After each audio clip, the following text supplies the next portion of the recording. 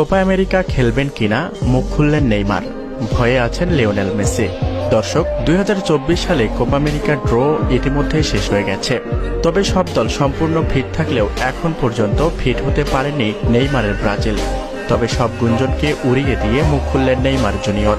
এমনকি তার verified Facebook পেজে নতুন ছবি আপলোড করেছেন নেইমার। এতে বোঝাই যাচ্ছে নেইমার জুনিয়র এখন সম্পূর্ণ ফিট। তাই তো ইতিমধ্যে নেইমার জুনিয়র ঘোষণা দিয়ে দিলেন, আমি কোপা আমেরিকা খেলবো, এটা নিশ্চিত। এমনকি তিনি এটাও বলেছেন, আমার বিপক্ষে যারা খেলবেন তারা কি প্রস্তুত আছেন।